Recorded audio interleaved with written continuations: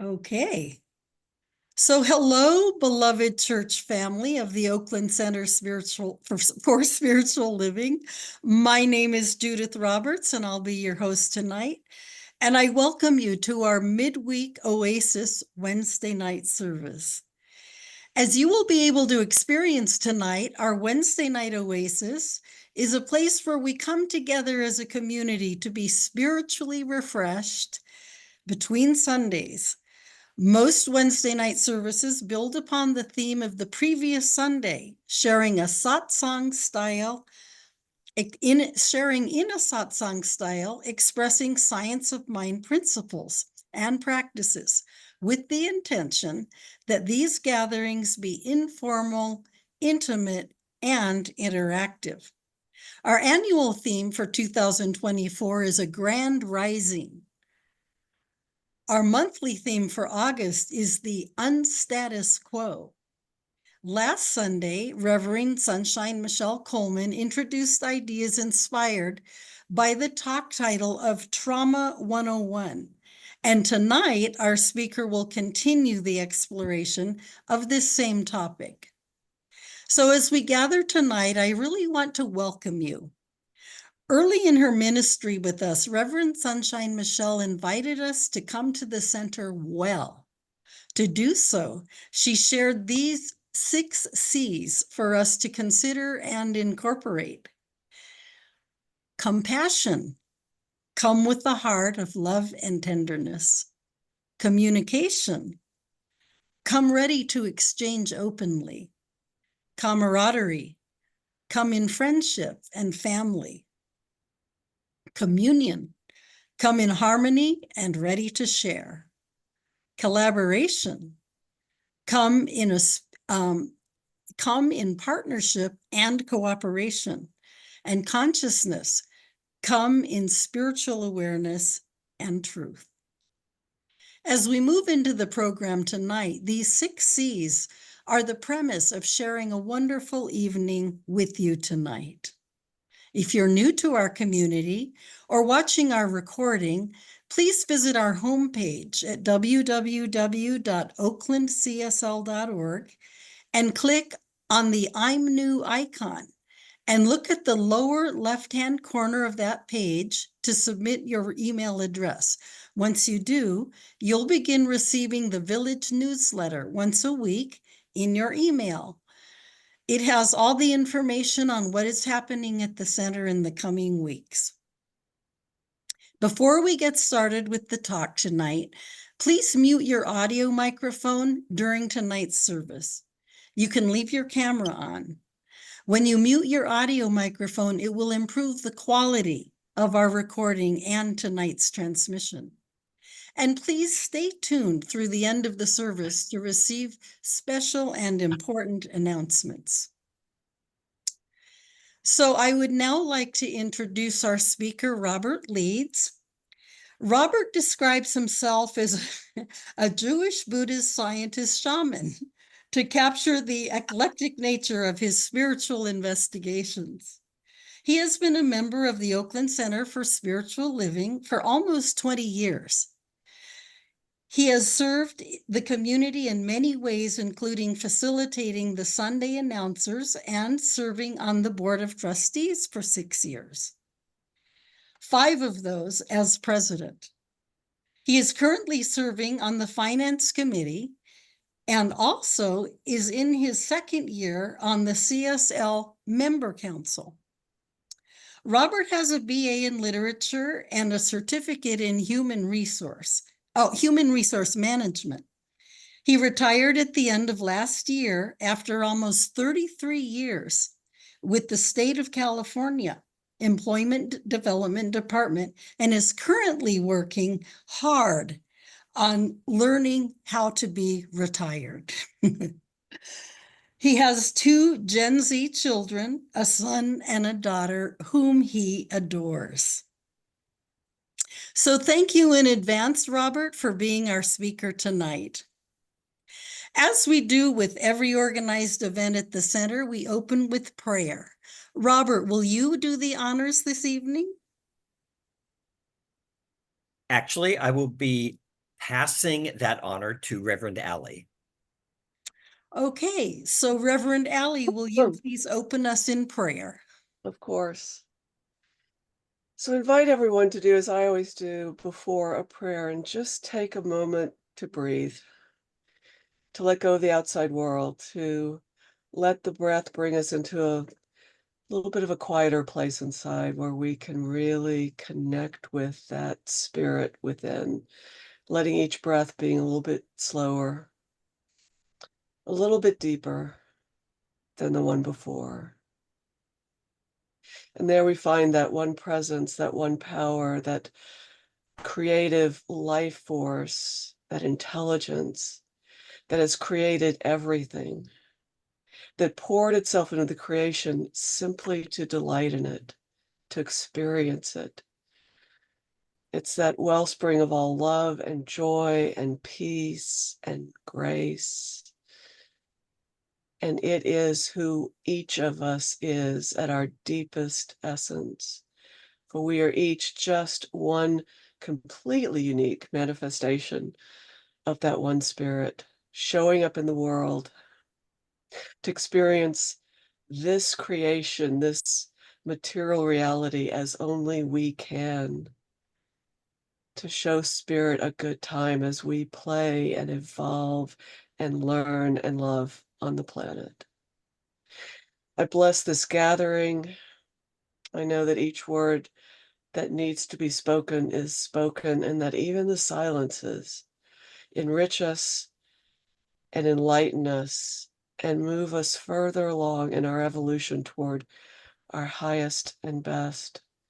We're so grateful to have this time to come together as one, to experience the oneness that we are, knowing that that oneness radiates out into our OCSL community and into the community and the world beyond, that each person who encounters us feels that oneness that is just a little bit deeper and burns a little bit brighter within each one of us as a result of this coming together tonight.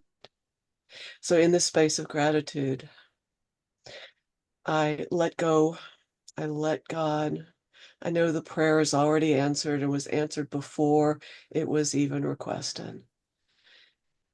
And in that space, I say, and I invite you to join me in saying, and so it is. So it is. And so it is.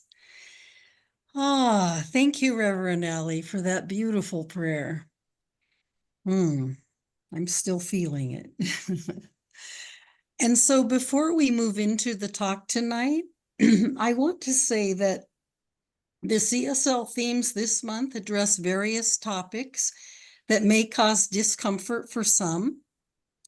If you find yourself triggered or very uncomfortable and would like to join Reverend Alley in a breakout room to receive a short prayer or just breathe and decompress, please send her a direct message in chat. If you're able to raise your hand, and someone will move you into a breakout room. So you can put a direct message in chat or raise your hand, and somebody will move you into a breakout room. So with that said, I would like to introduce Robert, our speaker tonight. Robert? Thank you so much, Judith. Can you hear me okay? Yes. Okay. Well, good evening, everyone. Thanks for joining us tonight. I want to thank Judith for the introduction, Reverend Alley for the prayer, and Alice for her lovely meditation earlier. So, as Reverend Sunshine Michelle has been talking about, and as Judith reminded us, our monthly theme is unstatus quo. That is, let's talk about things that are outside our comfort zone, things that may be somewhat taboo. Why do this, especially in spiritual community? It's because our experience of life is enhanced by opening to the breadth of the human condition. And if we truly want to support each other and create beloved community, we have to embrace the wholeness of humanity. What we can forget is that when we have these taboo topics in spiritual community, we isolate those for whom those topics are at the forefront of their lives. Whether they're dealing with trauma, abuse, disabilities, addiction, shame, chronic illness, mental health, racism, homophobia, poverty, family dysfunction. It could be anything. Everyone is impacted by some form of adverse experience, although certainly all trauma is not created equal. Tonight, we're going to focus on trauma, and I invite you to keep a few questions in mind that we'll be discussing later. How has trauma impacted your life? How have you used science of mind principles to address trauma in your life? What could OCSL do to be a more effective sanctuary for trauma healing? Now, trauma is a huge topic, and since I really want to make sure I leave time for discussion, I'll be giving an overview of just certain aspects of this topic. On Sunday, Reverend Sunshine Michelle focused on the spiritual tools we might use to address trauma. I want to focus on the complex mechanism of trauma, especially the physical aspects that can make healing from trauma difficult. But before going into that, there's a couple of special challenges in dealing with trauma in spiritual community. One is that for quite a few people, they have actually experienced trauma within a religious setting. For example, members of the LGBTQ plus community may have been rejected by their traditional religious institutions that they were raised in. And we're all painfully aware of the child abuse that occurred for decades in the Catholic Church. So there can be unintended triggers in a spiritual community. Another challenge in dealing with trauma in spiritual community is what is known as spiritual bypass. You probably have heard that term. This is when we avoid an uncomfortable subject by kind of painting over it with positivity. Religious scientists can be susceptible to this impulse. At least they have been in the past. I think we're getting better at not doing it. Let me give you a personal example. The mother of my children was born and raised in Louisiana. And for many years, we would take the kids to visit during the Christmas holidays. We'd visit her family in Lafayette, Louisiana, and also spend a couple of days in New Orleans, or Nolans for those in the know. It's a special place to us. When Katrina hit in 2005, devastating New Orleans, we were upset. I was expressing my upset to a practitioner at the center shortly after Katrina. And I don't remember exactly what they said, but it was something to the effect of, isn't it wonderful that we have a warm bed to sleep in and a roof over our head and food to eat? And that response just shocked me. It was shocking and disappointing. They completely missed the point. And for me, it felt terrible. Now, Ernest Holmes, or as I like to call him, Ernie Baby, Ernie Baby knew better. In the Science of Mind textbook, Holmes wrote, quote, "We are not so cold-blooded as to say to a person with pain that there is no such thing as pain. That is not our idea or purpose. We admit the fact.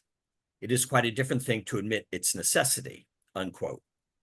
So clearly Holmes wanted us to understand that it is important to listen and have compassion for one another's experience. As a spiritual community, we are not meant to diminish or disregard each other's pain. One of the valuable gifts of being in a community comes with acknowledging and loving each other through our healing journeys. We are advised to turn away from the condition in spiritual mind treatment and affirm divine order and perfection. That's appropriate in prayer, not during our personal conversations with each other. I want to offer some definitions and distinctions. I'm going to compare and contrast grief, stress, and trauma. Grief is a natural response to loss. There's a pattern to it, but there's a lot of variation from person to person.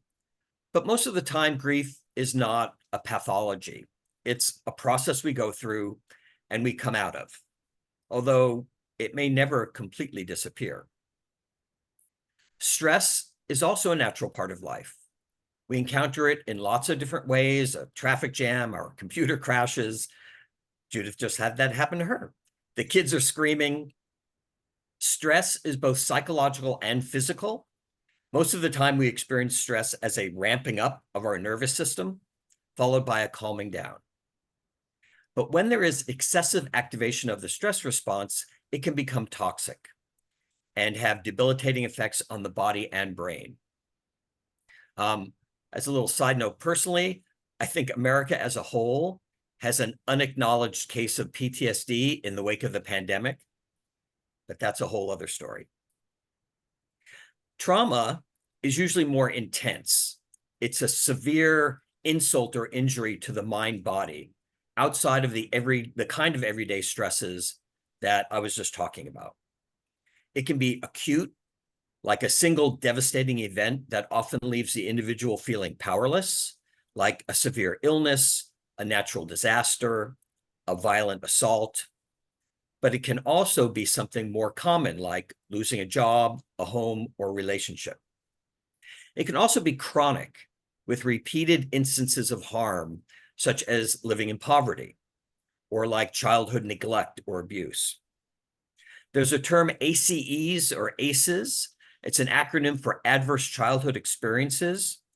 It originated in a groundbreaking study conducted in 1995 by the Centers for Disease Control and the Kaiser Permanente Healthcare Organization here in California.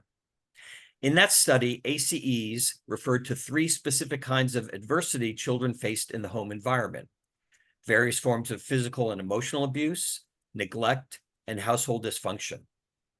One of the key findings was that there's a powerful, persistent correlation between the number of ACEs experienced and a greater risk of adverse outcomes later in life, including dramatically increased risks of heart disease, diabetes, obesity, depression, substance abuse, smoking, poor academic achievement, time lost from work, and early death. Now, how people respond to traumatic challenges varies a lot. Trauma, whether it's one-time, multiple, or long-lasting repetitive events, affects everyone differently depending on their personal resilience, their support network, and their environment. The impact of trauma can be subtle, insidious, or outright destructive. How an event affects an individual depends on many factors, including the characteristics of that person, the type and characteristics of the events, developmental processes, the meaning of the trauma, and sociocultural factors.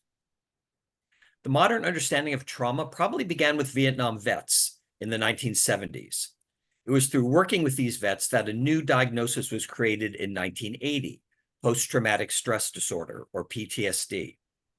In the past 20 years, trauma has been studied much more, and better methods of supporting healing have been developed in the mental health community. The rise of neuroscience has deepened the understanding that trauma is not just the event, but the imprint that event leaves on the brain, body, and mind. Let me tell you a little personal story about what that imprint could feel like. When I was in middle school, or as we called it back then, junior high school, I was bullied by Paul Detweiler. Paul, I hope you're not on this call. So I don't know why he decided to pick on me, and he had his little minions around him that also helped out. I was kind of a nerdy kid, so might have had something to do with it. But I would get teased and kind of nothing, too physically dangerous, but just, kind of harassed. And it was slowly escalating over a period of a couple of months. And it kind of reached a peak when there was an assembly. We were all in the cafeteria for an assembly, and my bully and his friends decided to sit behind me, and they were like flicking my ear and, doing things to me. I was getting, very, very agitated and upset by that.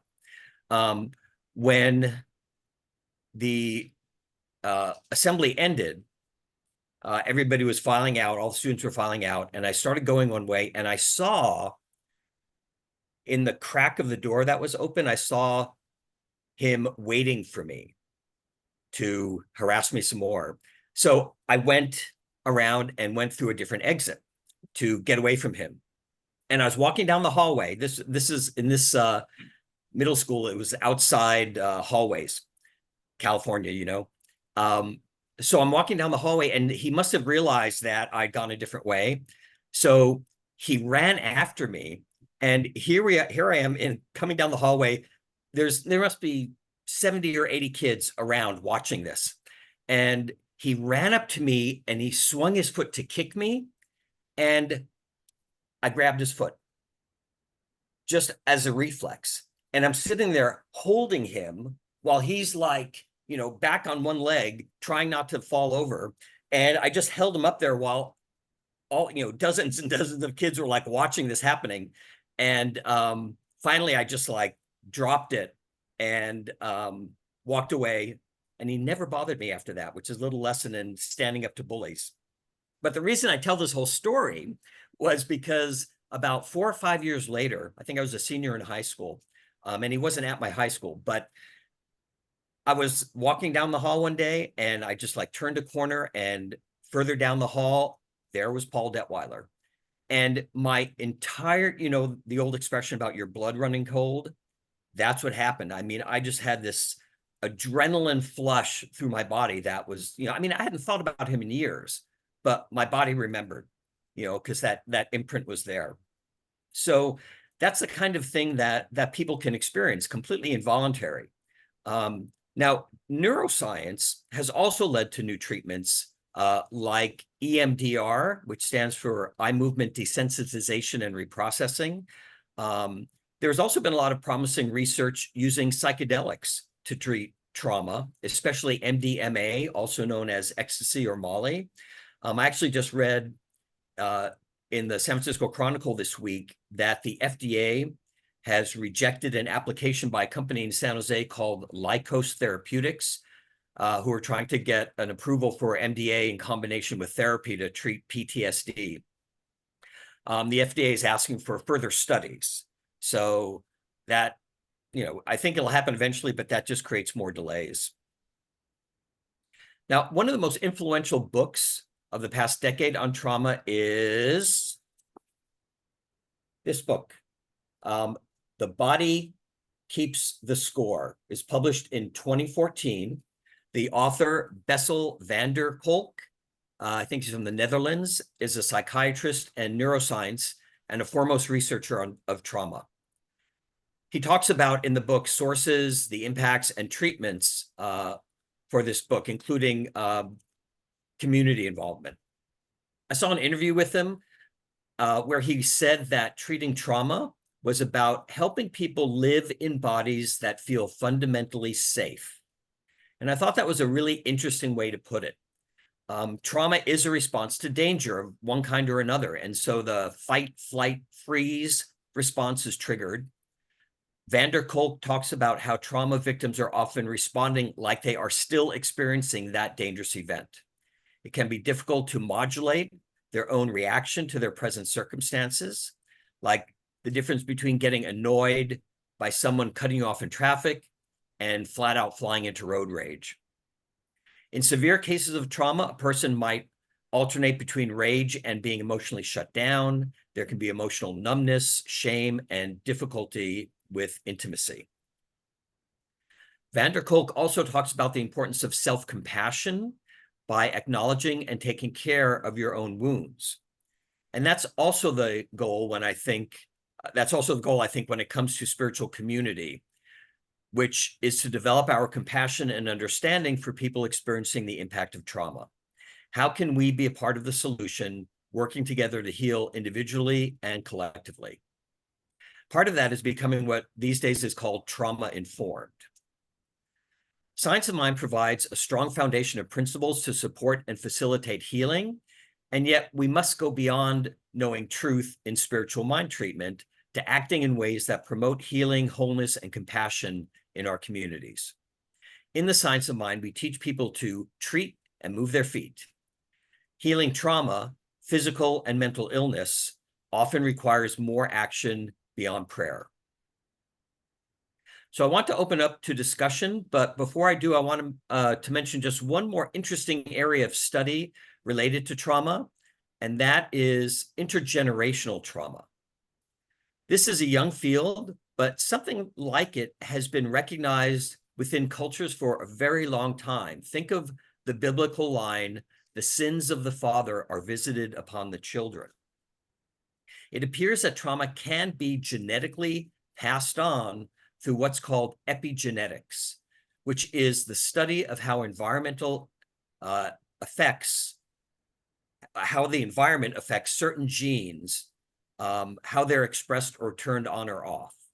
And that can actually be passed down to future generations. If that interests you, if you want to learn more about that, there's a book titled "It Didn't Start With You" by Mark Wolynn, Wolynn. So that's another interesting topic.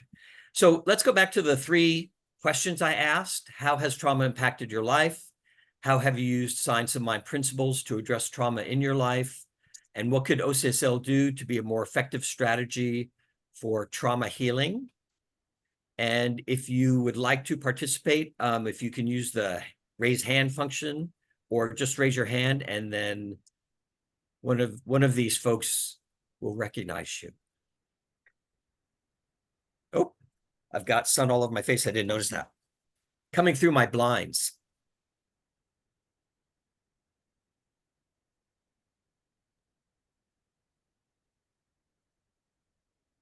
Peggy has her hand up.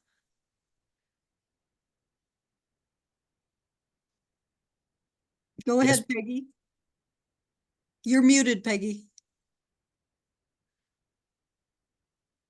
Thank you so much, Robert, for all the work that you've done on this very delightful topic.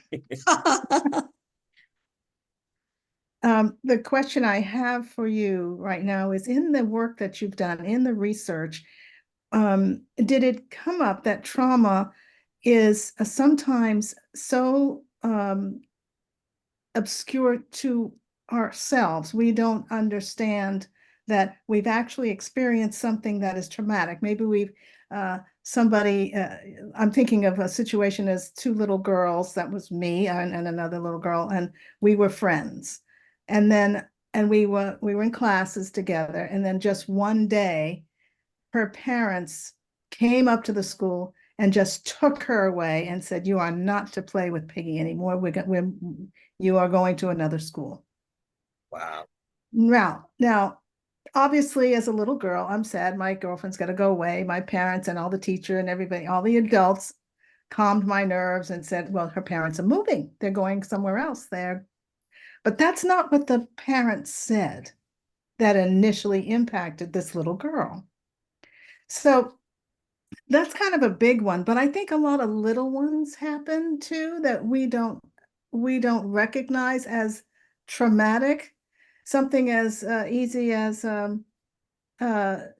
you meet somebody at OCSL, and you're just trying to say hello, and they really don't. They look at you, but they don't really acknowledge you.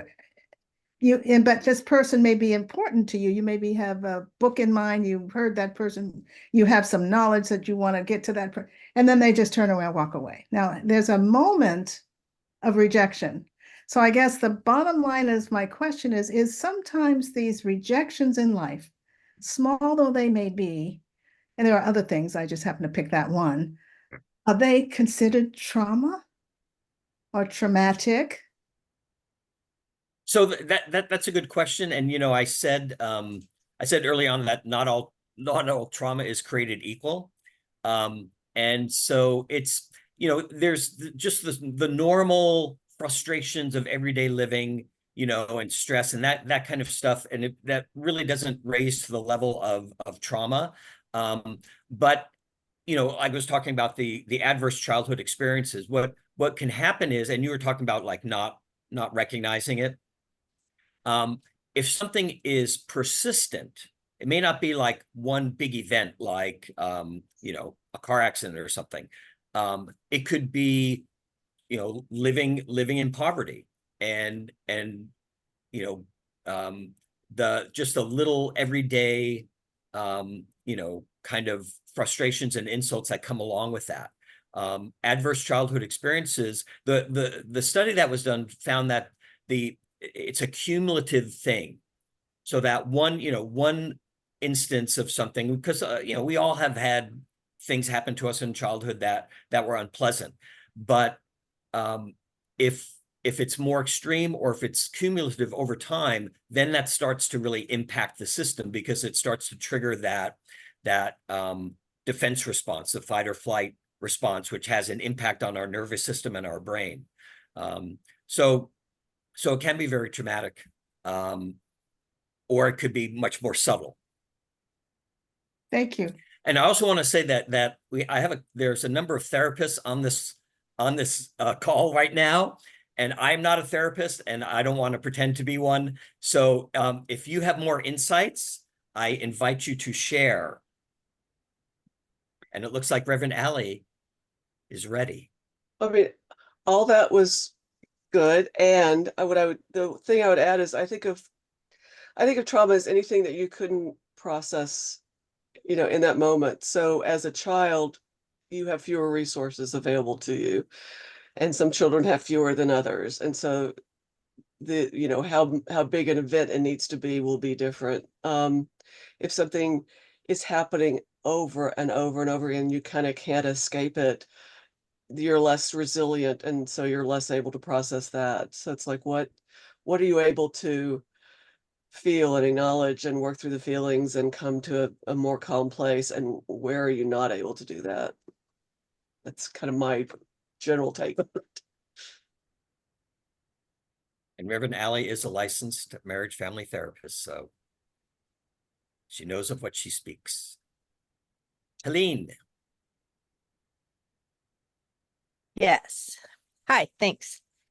Well, I've been working through a few different childhood traumas lately, using things like emotion code and different methodologies.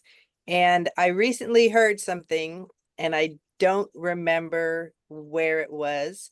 I believe, well, it doesn't matter where it was, but this really helped me. And I know we talk all the time in Science of Mind that, the reason why affirmations work so positively is because our mind doesn't know the difference between reality and imagined. So if the thoughts that you put in there, and the statement that really helped me in dealing with trauma is, when we are remembering a traumatic event, we're not actually remembering the event itself.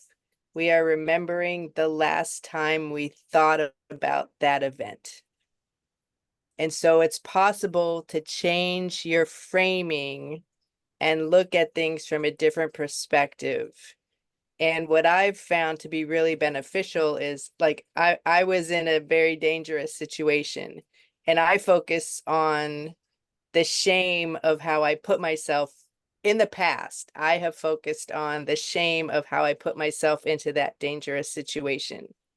But the truth is, I escaped unscathed. So I was kind of a hero. And so what I'm working on is reframing the event and not focusing on the shame of being in this situation, but the empowerment of getting myself out of this situation. So just reframing in that way. And so it's causing me to remember the event differently. And now it's an empowering event instead of a disempowering event. And that's helped me a great deal. So I just kind of wanted to add that. Thank you, Helene. That's very valuable. Thank you. Catherine. Thank you for doing this talk, Robert, and I really appreciate your vulnerability and sharing that story. I'm finding that this is not triggering for me at all. It's kind of soothing. For me, it's soothing to have people talk about this so openly and to share their strengths and their insights with each other, and just share the reality of, what's painful in the world or what's painful in our lives, which I guess means that I really am not a fan of spiritual bypass or any kind of bypass, emotional bypass. Like I wanted to say something about bypass, which is that when you were talking about trauma in religious institutions, I was thinking about my own religious background, which is I was raised Quaker. And I don't know if anybody in this room is familiar with Quakers, but we tend to be a very intellectual bunch. And I say we, but I don't still identify as Quaker, just raised Quaker. And there was a lot of great things about it, but a lot of intellectualizing your way through things and just sort of try to bypass pain by just thinking about it.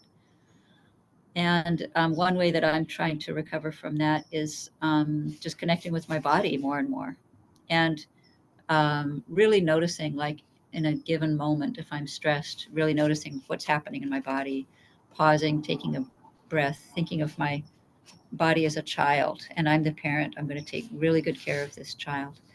So I just wanted to throw in that as well. Yeah, thank you so much. In fact, the author of the book, in the interview that I was watching with him, he talks about how, you know, one of the first steps is you have to acknowledge that pain that's there, you know, that a trauma has occurred, Yeah. in order to move to doing some self-care like you were just describing. Mhm. And so it's interesting that you said, you know, you don't find it triggering at all, you find it kind of reassuring. And I think that's what happens in community when we're open about the painful parts of being human, you know, because there's plenty of joy and there's plenty of pain, and you know, we need to be honest about all of it. Yeah, and it makes everyone safer when we are honest. Exactly. Yeah. Thank you. Thank you. Alice. Well, what was your first question, Robert? How has trauma impacted your life? Yeah. So I grew up with a lot of abuse and neglect, and I became a therapist as a result. And so I wanted to put a plug in and just talk about feelings when it comes to trauma, because I work, especially during the pandemic, so much trauma, unbelievable. Lots of anxiety. Everybody had anxiety, and lots of people had a lot of trauma. But the thing that's so helpful is to just really listen to people's feelings, to be very real and believe them. And so that's what's so good at that what's one of the things we do really well at OCSL is we talk a lot about spiritual bypassing, because it's really easy to do. And especially if you're in a lot of pain, I'll just pretend it didn't happen. But that doesn't resolve anything. So empathy and just feeling feelings and just acknowledging that the human condition is quite an experience. And you're bound to get traumatized by something in life. It's just about reaching out and getting the support you need. But I'm just so glad that, Robert, you're not even a therapist, and you just checked so many really good boxes in that talk. I appreciate it so much. Thank you. Thank you. I also wanted to say that we're really good about supporting each other at OCSL. I think we do a really good job. I'm sure people fall through the cracks and things happen, but we're invested in being there for each other, and it's really a beautiful thing. And what's interesting, Alice, is that because I've heard people say that, and not so much recently, but certainly, I mean, in the 20 years I've been at OCSL, that sometimes when people are not in a good place, they actually avoid coming to the center. And I think that, you know, that's kind of having it backwards, because we do, you know, it is a joyful place, and there's a lot of focus on positive things. But that doesn't mean that, you know, the uncomfortable things are hidden or pushed away. And I would just put this out there to everyone that if you are struggling with something, then there's no better place to be than, you know, a Wednesday night oasis or a Sunday service, where you can get the support that you need, or get a prayer or spiritual mind treatment, whatever it is, so that you can get support with that and move through it. Thank you. Mhm. Judith, let me know when we have to move on, when the time's up. We have another 10 minutes. What? Yeah. Mm-hmm. All right. I'm sure So there's we have other time for feelings there. a lot more lively and rich discussion. Ally? Okay. I'll do a Jedi trick and answer all three of your questions at once. So my personal experience with trauma that happened accidentally at OCSL, I hadn't been affected this way in probably decades, but I was there, and there's a member of our community who can be a little bit reactive and abrupt in their speech. And I was doing something that they preferred I didn't do, and came up behind me, which I didn't realize that there was anyone coming behind me, and right in my ear said very loudly not to do that. And I have a history with a lot of yelling and some physical abuse and that sort of thing. And I literally had a panic attack right there over lunch. Wow. Um, Mild, but I'm shaking and all that stuff. And I was like, why is this happening? What had occurred to me was that when we come to the center, our guard is down and we don't even realize it. And so things affect us much more at the center. We use the word sanctuary. I think we have to be really aware that we hold out that we're creating sanctuary and a place of safety. And it was like, I couldn't imagine that happening anywhere else, but it did happen there. My favorite spiritual principle I keep going back to is like, we are spiritual beings having a human experience. And I always say we translate that as we're spiritual beings, unfortunately, having a human experience. But I think the challenge is we are here for a reason, and how do we honor the spiritual and the human equally? So that means, um, in the moment, breathing before we try to apply our spiritual principles and that self-talk that we're using. I had another period where I was having, something was triggering me in a much more major way. And what I found I really needed to do was go into my room, turn off all the lights, turn off all the sounds, and not look at screens, and just lie there for about an hour. Because what that did was calm my nervous system. And there's no way I could talk myself through calming my nervous system. I really needed to calm my nervous system. Um, so I think I covered the other thing about being effective at OCSL, being really mindful about, we are a very healthy community, and yet everyone comes, in different places at different times and could get triggered by things that we wouldn't necessarily think could trigger them, and just being really careful to be trauma informed. So that's all. I'll let Andrea speak. Go ahead, Andrea.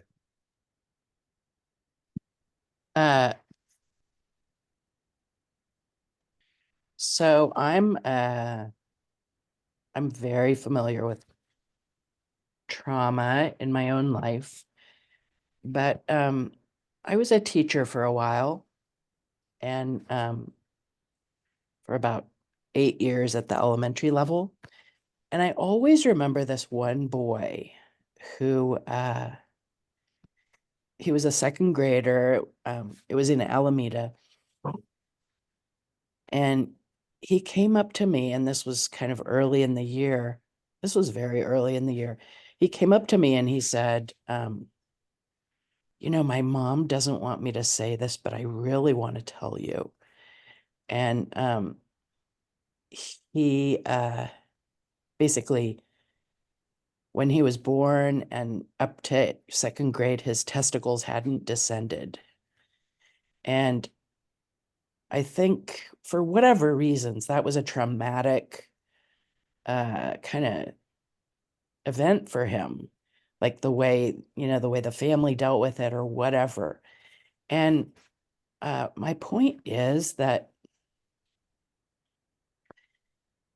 we can do a great service to each other just by being open and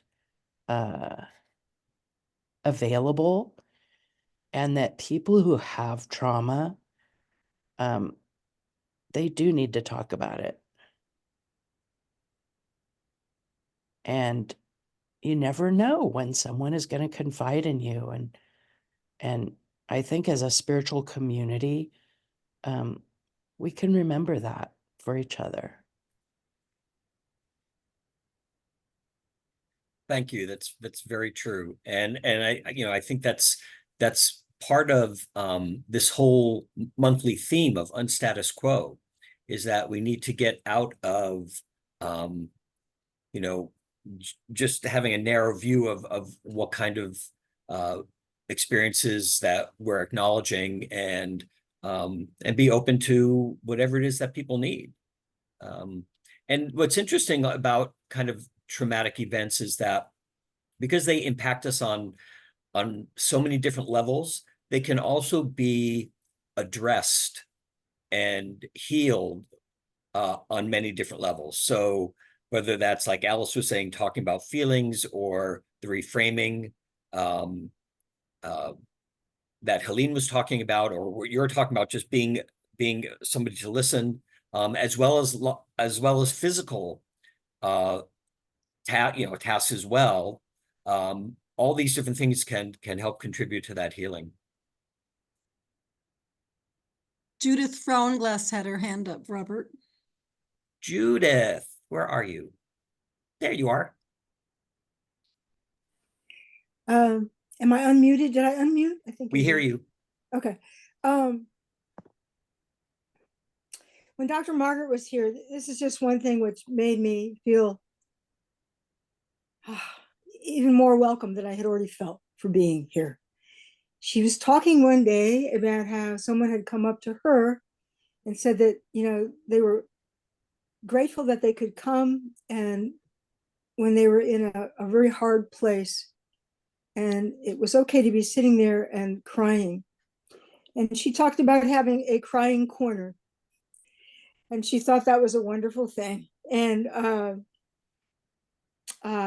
thought that was a wonderful thing, because I have had times of not coming because I was, feeling down and negative. And sometimes it's because I don't want to bring everybody else down. I don't want to come in that state and sort of give that energy, not when I come to my church home. So that was a wonderful, that was just an amazing thing. And so sometimes I look around and I know, if I see anybody who's, seem to have tears, I just try and send them some energy in that direction. So it's our place is very, very welcoming in that way. Yeah, I just wanted to And come when you're feeling bad. right. And it's interesting that I think what you described, Judith, is very common, where people say, well, I don't want to bring people down, if I go. But the truth is that people want to support you. It's like when I was working, and we would have people that would retire or leave, and they would say, well, I don't want a big, I don't want a party or anything. I just want to, like, sneak out the back door. And I'm like, wait a minute. It's not just for you. Right. It's like people need to celebrate you. They want, they want to say goodbye, and they want to, like, express their feelings. And so it's like, it's for the morale of the whole office. Now some people still just sneak out, but it really is a community thing. Yeah. Yeah. Robert, we need to transition now. I see Okay. Andrea. Andrea, you have your hand up. We have a few, about another minute or two. Okay. Just Andrea, and quickly, then Catherine.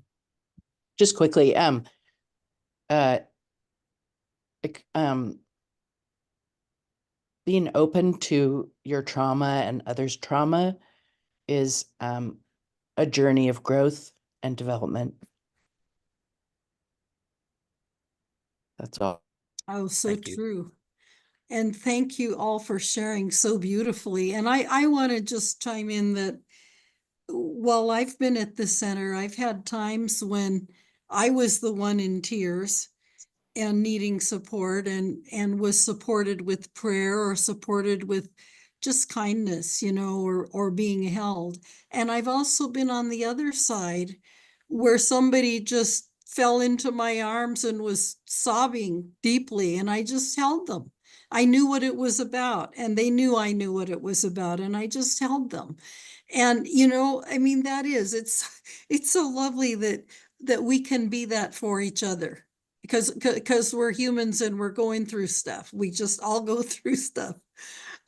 And I see, well, Catherine, one more comment quickly. Okay, I'll try to make this quick.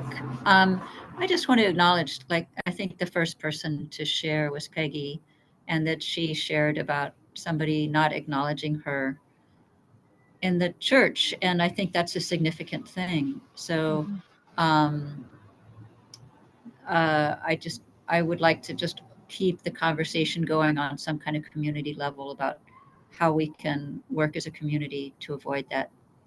Because not acknowledging someone, it can feel really, really bad, even though it's sort of on the passive side, it can be really hurtful. That's all.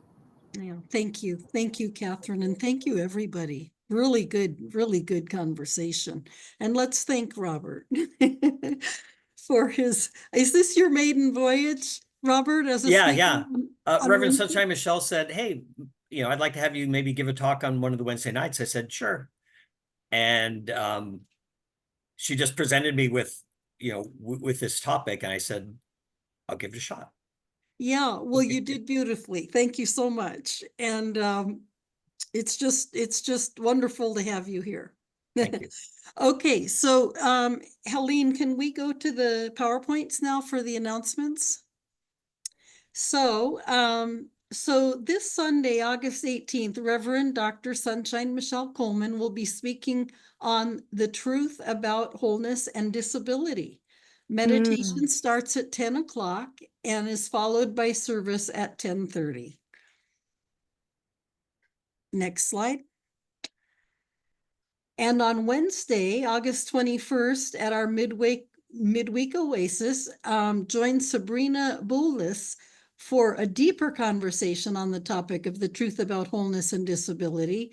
And as with tonight, meditation is at 6:30 and service is at 7 by Zoom. And you can go to www.oaklandcsl.org, click on services for the Zoom link. Next slide.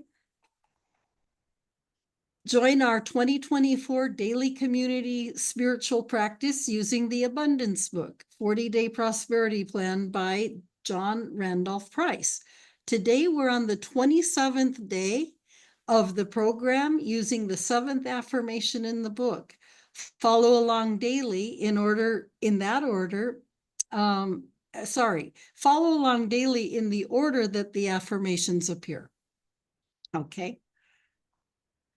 And now join us on August 17th from 12 to 5 p.m. for the ultimate family reunion of Centers for Spiritual Living in Oakland, including Oakland Center for Spiritual Living, East Bay Church of Religious Science, and Heart and Soul Center of Light. The event will be held at the Martin Luther King Jr. Regional Shoreline Park in Oakland. It's too late to register for food or t-shirts. However, you can still register to come. Bring your own food so that we know how many people are coming. Visit oaklandcsl.org and go to the events tab. And join the growing movement of My Election Intention, 100 Days of Mindful Practice, July 28th through November 4th, created by CSL Minister Reverend Dr. David Alexander. Tune out fear, tune in vision, with 10 somatic healing principles based on the book, What It Takes to Heal, by Prentice Hemphill. Text JOIN to 470-784-0250 to hear daily inspirational audio messages. And join our nonprofit partner for August Oh, sorry. Okay. Our nonprofit partner for August is Women's Daytime Drop-In Center. The Women's Daytime Drop-In Center provides a safe space, warm meals, counseling, and support to identify housing to any homeless women and woman and her children during the day when shelters are closed. WDDC serves an average of 400 women and children each month. Many of WDDC's daily activities, including cooking 2 warm meals a day for families, are performed by volunteers. Visit www.womensdropin.org for more information. The Women's Daytime Drop-In Center is requesting donations for their year-round supply needs. Please place your donations in the barrel located in the foyer of the Education Building by the end of this month. A detailed description of their needs is located on the donation barrel. Thank you for your donations. The Spirit Treasure Bookstore is having a store-wide sale, 40% off of all books and 30% off all merchandise. Please go to bookstore@oaklandcsl.org to take advantage of the August sales. And please join the Oakland Alameda Adaptation Committee as they discuss the ways to mitigate the effects of sea level rise along the Oakland Alameda shoreline. An informational meeting is scheduled for Thursday, August 15th, which is tomorrow. Visit oacadapt.org/events for more information. And visit csl.org to see what is happening within our Centers for Spiritual Living global organization. Please visit our website at oaklandcsl.org and sign up for our weekly newsletter, The Village News. Remember to follow us on Instagram, YouTube, and Facebook for special updates and content you will only find by liking and subscribing to the Oakland Center. Please like us and subscribe to the Oakland Center today. So here on the screen now, we have the photos of all of our key people at OCSL. Reverend Dr. Sunshine Michelle Coleman, our senior minister, Beth Van Arkel, board president, Susan Brecker, facility usage coordinator, our own Steve Carter, who's on the call today and helping out where in Peter's absence, operation coordinator, our own Alice Knudsen, who's on the call today, who is Ministry of Prayer coordinator, and Dow Becker, who does our bookkeeping, and Paul Prosciutti, who's taking a short leave right now. But Paul works with our facilities. So I want to give a shout out to all of them and great thanks for all of their efforts that help keep this center running and just operating so beautifully. I think we have another slide. And with that feeling of gratitude, which I have for all of those who are serving in any way at our center and also attending, we're going to move into our time of joyous giving. And so I'd like you to not say this with yourselves muted, because when we have too many people speaking at the same time, the sound doesn't work. But I'm going to just say this affirmation, and please say it with me to yourself. Joyously I give with an attitude of abundance, knowing that as I give, I do receive, and so it is. So I think we have another slide here. So if you feel inspired to donate to our center, you can go to oaklandcsl.org and click on the donate button. When you click on donate, you will see all of these different ways you can donate. You can donate via Zelle, you can text, You can use this QR code. You can send a check in the mail. And of course, if you're there in person, you can contribute by donating to putting a contribution in the basket, the offering basket. So I want to thank everybody who has participated in the program tonight. And if you'll give me just a minute, I am going to pull up another sheet here. So I want to thank Alice Knudsen for leading our meditation, and Reverend Allie for leading our opening prayer. And of course, thank our speaker, Robert Leeds, in his quote unquote maiden voyage. Robert is an accomplished speaker and has lots of experience behind him. And I'm glad that he is spreading his wings and speaking tonight. And I hope we hear you in the future, Robert, on our Wednesday nights. I'd also like to thank our lead for this team who is not here tonight. This is Peter. I think Peter's on vacation. And thanks Steve Carter, who is filling in for Steve tonight. I want to thank Helene for running our PowerPoint, and Steve for admitting at least me in the beginning, for Alice Herndon for spotlighting, and Alice Knudsen for muting, and for sharing, for helping with facilitating the sharing. We had several people helping with that today.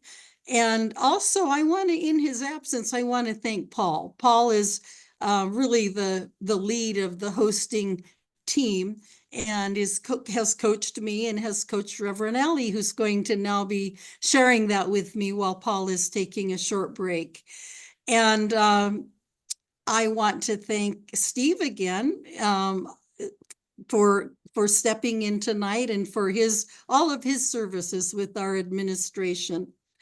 So now we always close with a prayer. We open and close with the prayer, and Robert has offered to do the prayer tonight. So I'd like to turn this over to Robert now. Thank you, Judith. Thank you for hosting. And I just want to thank everybody for their participation. It really touched me, and it was a rich discussion, and I really appreciate everything that everybody had to say, and I appreciate your openness. So thank you very much. So let's take a deep breath together. And this breath that is like a gate connecting the inner and outer. And we know that we are connected. We know that we are all a part of the one divinely loving creative universe. That divine energy moves through us, as our life. And it is from this awareness that we know that this time together has been blessed, that our community is blessed. And we are so grateful to have had this time together, to have had this sharing, and to have deepened our connection. And we know that each of us goes forward in love, in joy, and in safety until we meet again. And I release this prayer into the universe, knowing that it is already done in the mind of God. And join me in saying, and so it is. And so it is. Amen. And let's give Robert a hand again. Yay, me. For his talk and for his prayer. Thank you for that beautiful prayer, Robert. I've never heard